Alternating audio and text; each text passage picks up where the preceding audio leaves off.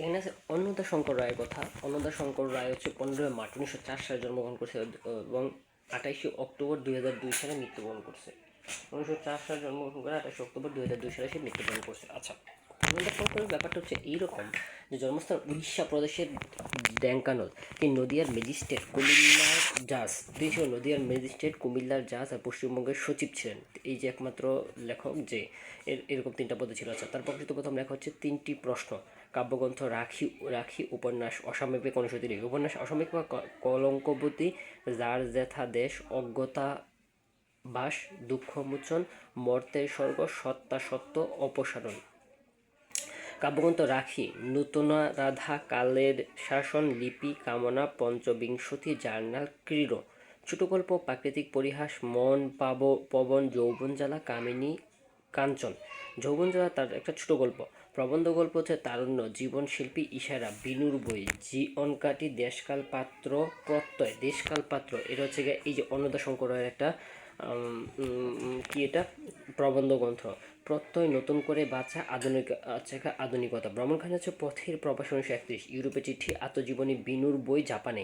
1927-29 সালে ইউরোপে ভ্রমণ কাহিনী নিয়ে রচিত পথের প্রবাসী। এখানে লেখক ইংল্যান্ডে, ফ্রান্স, সুইজারল্যান্ড, অস্ট্রিয়া সহ আরও বেশ কিছু দেশে বর্ণনা তুলে ধরেছেন। যতদিন রবে পদ্মা মেঘনা গৌরী যমুনা, তার জয় মুজিবুর রহমান কবিতার চরণ। ঠিক আছে, যতদিন রবে পদ্মা মেঘনা গৌরী ও যমুনা বহমান, তার জয় মুজিবুর রহমান কবিতার চরণ। অসীম সাহা 20 ফেব্রুয়ারি 1949 সালে জন্মস্থান নেত্রকোনা, আদি নিবাস মানিকগঞ্জ, জেলা শিবালয়। তিনি 60-এর দশকে কবি হিসাবে খ্যাত। কাব্যগ্রন্থ পূর্ব পৃথিবীর অস্থির জ্যোৎস্না 1982, ভালোবাসার কবিতা 1983, কালো পালকের নিচে 1986, পুনরুদ্ধার হচ্ছে গিয়া 1992, উদ্বাস্তু 94, মধ্যরাতের প্রতিধ্বনি 2001, অন্ধকারের মৃত্যুর উৎসব 2006, মুহূর্তের কবিতা 2006 প্রভৃতি। তার উদ্বাস্তু কবিতায় সাম্প্রদায়িকতার কারণে দেশে বিভাগের কথা বলা হয়েছে। তার বিখ্যাত উদ্বাস্তু কবিতাটা অসীম সার। তার বিখ্যাত পঙ্কতি, রক্তের ভেতর থেকে তারা স্বরে চিৎকার করে উঠে স্তম্ভিত উপমহাদেশ। পুরস্কার হচ্ছে বাংলা একাডেমি পুরস্কার 2012, 21 পদক 2019, বাংলা একাডেমি 2012, 21 পুরস্কার 2019। জন্মস্থান আনিসুল হক হচ্ছে 1965, যেটা জন্মস্থান নীলফামারীতে। একজন বাংলাদেশি কবি, লেখক ও নাট্যকার। বর্তমানে তিনি প্রথম আলোর সহকারী সম্পাদক। তিনি শিক্ষাগত দিক দিয়ে প্রকৌশলী ও পেশায় সাংবাদিক। কাব্যগ্রন্থ খেলা, চিঠি, সুন্দরের কাছে, আমি আজি আমার আনলে, আসলে আসলে আয়ুর চেয়ে বড় স্বাদ তার আকাশ দেখার, জল রং পদ্ম, তোমাকে ভাবনা কবি। উপন্যাস মা, অন্ধকার 100 বছর, খেয়া ফাঁদ, সে যদি তোমার জন্য, পড়শি যদি আমার ছুতো, তোমার জন্য পড়শি যদি আমায় ছুতো, বীর প্রতীকের খুঁজে, বিক্ষোভের দিনগুলো, প্রেম। নাটক হচ্ছে নাল পিরান, প্রত্যাবর্তন, সাঁকো, করিমন বেওয়া। বাংলাদেশের মুক্তিযুদ্ধের একজন বীর মুক্তিযোদ্ধা মাগফার আহমদ চৌধুরী আজাদ ও তার মায়ের জীবনের সত্য ঘটনা নিয়ে রচিত উপন্যাসের নাম মা। বীর প্রতীকের খুঁজে উপন্যাসে বীর প্রতীক তারামন বেবির সঙ্গে আলোচনা করা হয়েছে। তিনি bachelor, made in Bangladesh, third person singular number, television, সিনেমার চিত্রনাট্যকার। আবু ইসাকের ব্যাপারটা হচ্ছে 1926 থেকে 2003 সাল পর্যন্ত। নারিয়া, শরীয়তপুর, তৎকালীন শরীয়তপুর। আচ্ছা, সূর্য দিগলবাড়ি তার হচ্ছে অন্যতম উপন্যাস। জাল 1988, পদ্মার পরিদ্বীপ। গল্পগ্রন্থ হচ্ছে হারেম 1962, মহাপতঙ্গ, ড্রাগন ফ্লাই 1963, নাটক জয়ধ্বনি। বিখ্যাত এই নাটক জয়ধ্বনি নাটকটা হচ্ছে আবু ইসাকের। আচ্ছা, বিখ্যাত গল্প যোগ। প্রথম গল্প রসের জলসায়। প্রথম প্রকাশিত ছোট গল্পের নাম অভিশাপ। সূর্য দিগলবাড়ি তার প্রথম উপন্যাস। সূর্য দিগলবাড়ি মনের পূর্ব পশ্চিম লম্বালম্বী বাড়ি। সূর্য দিগলবাড়ি মানে হচ্ছে পূর্ব এবং পশ্চিম লম্বালম্বী একটা বাড়ি। উপজীব্য হচ্ছে চাষী জীবনের অর্থনৈতিক সংকট, কুসংস্কার, সমাজের নিপীড়ন, সমাজে উৎপীড়ন, গ্রামের সাধারণ মানুষের দৈন্য ও হতাশা। প্রধান চরিত্র হচ্ছে জয়গুণ, হাসু, মাইমুন, মুরল, গদু প্রধান। গল্পগ্রন্থটি অবলম্বনে মহিউদ্দিন ও শেখ নিয়ামত আলী চলচ্চিত্র নির্মাণ করেছে। এটি বাংলাদেশ সরকার অনুমোদিত ও অনুমোদনপ্রাপ্ত প্রথম চলচ্চিত্র। বাংলাদেশের সরকার অনুমোদনপ্রাপ্ত প্রথম চলচ্চিত্র। চলচ্চিত্রটার নাম কি? শেখ নিয়ামত আলী কি ওইটা জয়গুণ, হাসু ও ময়না প্রধান চরিত্র। আচ্ছা, কিসের? সূর্য দিগলবাড়ি তার প্রথম উপন্যাস। এই উপন্যাসটা বাংলাদেশ সরকার কর্তৃক অনুমোদিত প্রথম চলচ্চিত্র। ঠিক আছে। আচ্ছা, সূর্য দিগলবাড়িটা লিখে হয়েছিল 1955 সালে। ঠিক আছে। আচ্ছা, উপন্যাস সূর্য দিগলবাড়ি। আর আঞ্চলিক রূপ প্রাধান্য যুগ গল্প কবির মহাপতঙ্গ গ্রন্থের অন্তর্গত। যুগ গল্পের ওয়াজেদ আলীকে যোগ বলা হয়েছে। এই গল্পে কেন্দ্রীয় চরিত্রের নাম ওসমান। তিনি বাংলা একাডেমির সমকালীন বাংলা ভাষার অভিধান সম্পাদন করেন। জন্মস্থান আমপাড়া, জামালপুর। একজন অভিনেতা ও নাট্যকার ও চলচ্চিত্র পরিচালক। তিনি নাট্য সংগত থিয়েটারের প্রতিষ্ঠিতা সদস্য ছিলেন। আবদুল্লাহ আল মামুন 1942 থেকে 2008 সাল। নাটক সুবচন নির্বাসনে এখনো কৃতদাস, শপথ, এখনো দুঃসময়, শাহজাদির কোলে নেকাব, সেনাপতি, অরক্ষিত মতিঝিল, ঠিক আছে, ক্রসরোডের ক্রসফায়ার, চারদিকে যুদ্ধ, মেরাজ ফকিরের মা, স্পর্ধা, 0 পয়েন্ট প্রভৃতি। একক চরিত্র নির্ভর নাটক হচ্ছে কুকিলারা। প্রথম প্রকাশিত নাটক শপথ। তিনি যুদ্ধবিরোধী চেতনায় উদ্বুদ্ধ হয়ে শপথ নাটক রচনা করেন। শপথ নাটক রচনা করছে কিন্তু যুদ্ধ বিরোধী চেতনায় উদ্বুদ্ধ হয়ে। উপন্যাস হচ্ছে খলনায়ক মানব, তোমার সারা জীবন, হাই পার্বতী, এবার ধরা দাও, আয়নায় বন্ধু মুখ, এখনো কৃতদাস, তোমারই, বিবিসাব, মেহেরজান, আরেকবার প্রভৃতি তার মুক্তিযুদ্ধের চেতনাভিত্তিক নাটক। এসব নাটক মুক্তিযুদ্ধের পরবর্তী প্রেক্ষাপট নিয়ে রচিত। এখন কৃতদাস নাটকটা পঙ্গু মুক্তিযোদ্ধাদের বাক্কা মিয়ার করুণ জীবনী গাথা। তিনি ক্রিস্টোফার মার্লো ডক্টর ফস্টাস নাটকের বাংলা অনুবাদ করছে। ডক্টর ফস্টাস এই নাটকটা হচ্ছে ক্রিস্টোফার মার্লোর, সেটার বাংলা অনুবাদ করছে এই আবদুল্লাহ আল মামুন। পুরস্কার বাংলা একাডেমি পুরস্কার 1979 সালে পেয়েছে। বাংলা একাডেমি থেকে পুরস্কার। জন্মটা তার 1942 সালে। 21 পদক 2000 সালে। জাতীয় চলচ্চিত্র পুরস্কার 1980 সালে। 1988 সালে 2বার জাতীয় পুরস্কার পাইছে। আখতারুজ্জামান ইলিয়াস 12 ফেব্রুয়ারি 1947 জন্মগ্রহণ করছে আর 4 জানুয়ারি 1997 সালে মৃত্যুবরণ করছে। ঘুটিয়া সাঘাটা গাইবান্ধা, পৈতৃক নিবাস হচ্ছে চেলাপাড়া, বগুড়া। তিনি একজন স্বল্প প্রজ লেখক। তার কথা সাহিত্যক ছিলেন। বিখ্যাত উপন্যাস চিলিকাঠার সোপায় 1987 সালে, খোয়াবনামা 96। উপন্যাসে গণ আন্দোলনের প্রেক্ষাপটে রচিত উপন্যাস চিলিকাঠার সোপায়। কিসের প্রেক্ষাপটে? 69 গণ আন্দোলন। প্রধান চরিত্র হলো উসমান, খিজির, আনোয়ার প্রমুখ। এই উপন্যাসে বাংলাদেশের স্বাধীনতা সংগ্রামে পুনরূপ মেলে। তেবাগ আন্দোলন 1943 মনন্তর, ফকির সন্ন্যাসী বিদ্রোহ, আসামের ভূমিকম্প, পাকিস্তান আন্দোলন ও সাম্প্রদায়িক দাঙ্গা। খোয়াবনামা উপন্যাস পটভূমি। প্রধান চরিত্র মণি বোস, তমিজ, ফুলজাহান, হরমতুল্লাহ প্রমুখ। ছোট গল্প অন্য ঘরে অন্নসর, প্রথম প্রকাশিত 1976 সালে। দুধে ভাতের উৎপাদ 1985 সালে। দুজকের 1986 সালে। খোয়াবি 1982 সালে। জাল স্বপ্নের জাল 1997 সালে।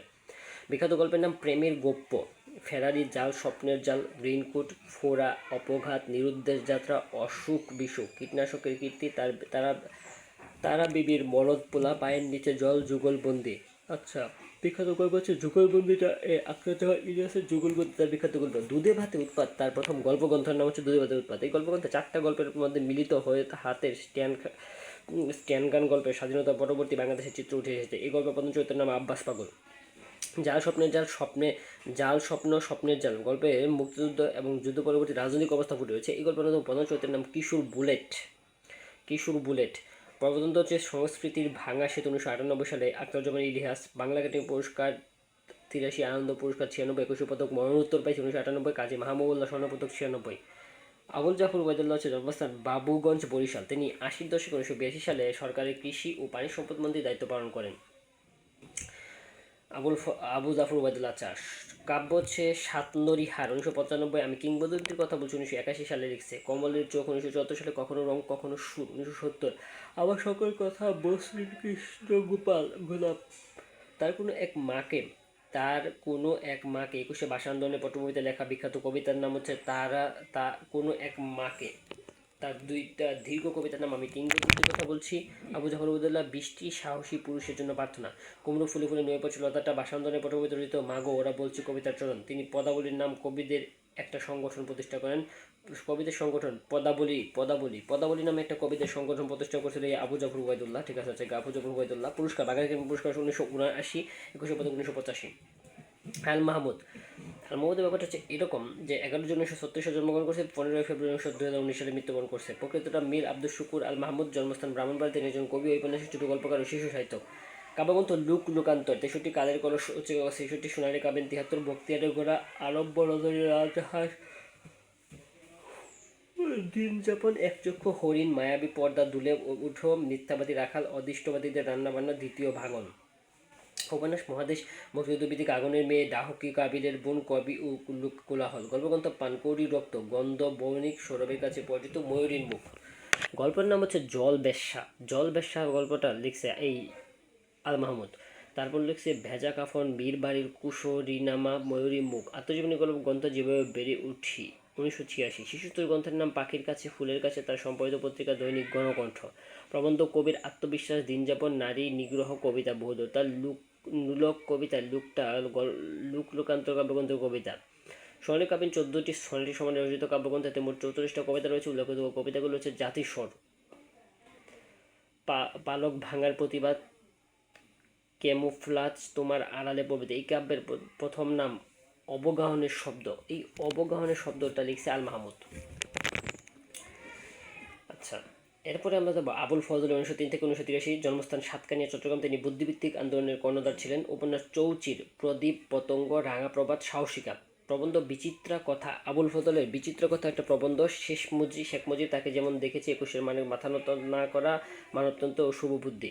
মাটির পৃথিবী, মৃতের আত্মহত্যা। নাটক কায়েদ আজম নাটকটা লিখছে আবুল ফজল। প্রগতি ও স্বয়ংবরা। দিল্লিপি আত্মজীবনী করছে রেখাচিত্র, লেখকের রোজনামসা দুর্নিদের। দিল্লিপি তার ডায়েরি। আলাউদ্দিন আল আজাদ 1932 থেকে 2009 সাল পর্যন্ত রামনগর নরসিংদীতে তার জন্ম। মানচিত্র, লেহনী, লেলিহান, পাণ্ডুলিপি, সূর্যের জ্বালার সোপান।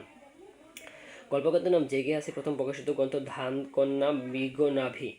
উপন্যাস 23 স্তম্ভ, চলচ্চিত্র শীতের শেষের রাত, বসন্তের প্রথম দিন, কর্ণফুলী, ক্ষুধা ও আশা। নাটক মরক্কোর জাদুঘরটা লিখছে আলাউদ্দিন আল আজাদ। মায়াবী প্রহর, নিঃশব্দ যাত্রা, ইহুদি মেয়ে কাব্যনাটকটা লিখছে আলাউদ্দিন আল আজাদ। মুক্তিযুদ্ধ গ্রন্থ হিজল কাঠের নৌকা, সংবাদ শেষাংশ।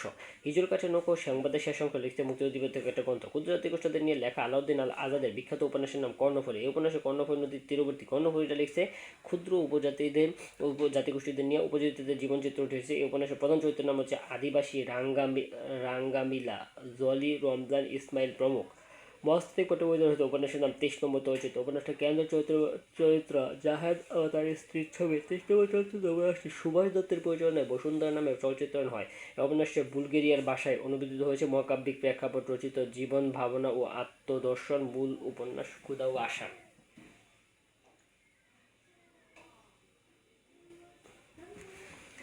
আবুল মনসুর। আচ্ছা, স্মৃতির মিনার ভেঙে তোমার ভয় কি বন্ধু, তার বিখ্যাত উক্তির নাম কি? স্মৃতির মিনার ভেঙেছে তোমার ভয় কি বন্ধু। স্মৃতিস্তম্ভ তার 21শে ফেব্রুয়ারিকে কেন্দ্র করে রচিত কবিতার নাম। এটা মানচিত্র কাব্যগ্রন্থের কবিতা। নরকের লাল গোলাপ তার মুক্তিযুদ্ধ ভিত্তিক বিখ্যাত নাটক। ফেরার ডায়েরি তার মুক্তিযুদ্ধ উপন্যাসের লেখা স্মৃতিস্তম্ভ। তার নরকের লাল গোলাপ আর ফেরার ডায়েরি তার মুক্তিযুদ্ধ ভিত্তিক লেখা। আবুল মনসুর আহমদ, ধারীখোলা গ্রামে 30 সাল, ময়মনসিংহ। আবুল মনসুর আহমদ 1898 থেকে 1979 সাল, একজন বাংলাদেশী সাহিত্যিক, রাজনীতিবিদ ও সাংবাদিক। ধানীখোলাতে আবুল মনসুরের বাড়ি। 30 সাল, ময়মনসিংহ। একজন বাংলাদেশী সাহিত্যিক ও রাজনীতিবিদ, সাংবাদিক। তিনি ইংরেজি দৈনিক ডেইলি স্টারের সম্পাদক। মাহবুজ আনামের পিতা। কার পিতা? মাহবুজ আনামের পিতা হচ্ছে তিনি 1921 সালে তার অন্যতম প্রণেতা ছিলেন। তিনি যুক্তফ্রন্ট সরকারের শিক্ষামন্ত্রী, এবং পরে বাণিজ্যমন্ত্রী হিসেবে দায়িত্ব পালন করেন। সত্য মিথ্যা, জীবন, ক্ষুধা, আবে হায়াত উপন্যাস।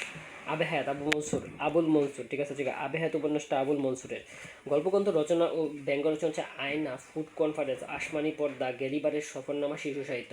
রাজনৈতিক গল্পগ্রন্থ স্মৃতিকথা হচ্ছে আমাদের লেখা রাজনৈতিক 50 বছর 1969 সালে, শেরে বাংলা থেকে বঙ্গবন্ধু 1972 সালে, আত্মজীবনী, আত্মকথা। অন্য রচনা হচ্ছে হুজুর কেবলা, গল্প, নায়েবি নবী, বাংলাদেশের কালচার, প্রবন্ধ, পূর্বনাম, পাক বাংলার কালচার। তার সত্য মিথ্যা উপন্যাসটা জন বোজ এর দ্য পাওয়ার অফ এ লাই অনুবাদ। ফুড কনফারেন্স 1350 সালে, 50-এর মন্বন্তর। ফুড কনফারেন্স 1350 সালে হয়েছিল, বা 50-এর মন্বন্তর। দুর্ভিক্ষের বাস্তবকরণ ছবি। তার